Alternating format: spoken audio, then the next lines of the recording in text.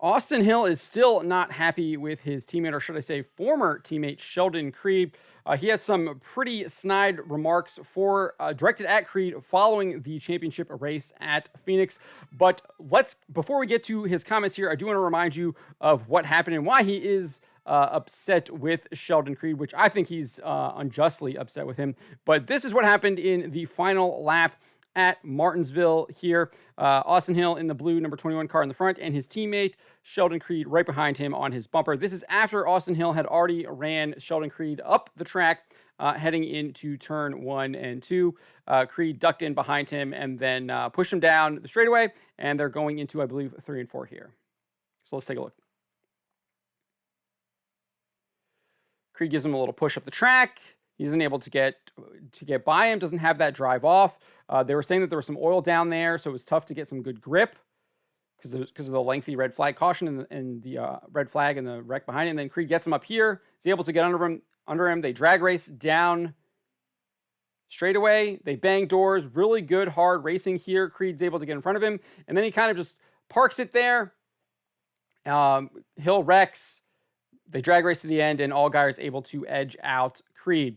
So that is indeed what happened. Austin Hill was not happy. He mockingly clapped at Creed's team as he walked by, and he expressed how he was happy that Creed would be leaving for Joe Gibbs Racing because he's just tired of working with him and being a teammate with him. So he had some comments here directed at Creed following the race. So let's take a listen to this. This is courtesy of Front Stretch. Lastly, it looked like you and the two car were racing each other pretty good out there. Is that, water under the well or water under the bridge, or was everything good tonight? Or? I was just showing him how you're supposed to race a teammate. That's all that was. I could have easily wrecked him if I wanted to, or got into him, or slid him and got in the side of him, or cleared him and parked in the center of the corner like he did me. But I was just trying to show him what a good teammate was, and just tried to race him with respect like I did everybody else all night. I don't feel like I really put a bumper to anybody all night. Felt like I, raced with respect, kind of held my own, did my own deal, and raced everybody clean. So that's all that really was. I don't know if it's necessarily under the bridge yet. We ain't really talked yet. Hopefully we do here sooner rather than later. But, I was just trying to teach him something. Thanks so much.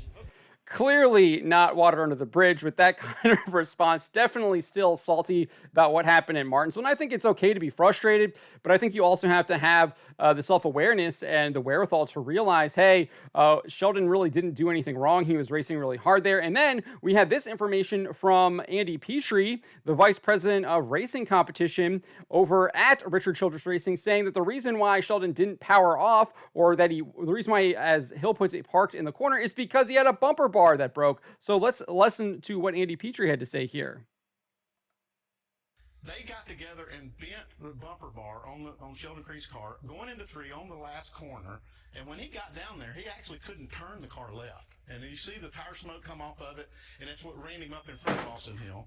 And that's why you should keep your mouth shut until you really understand all the facts. And that's not.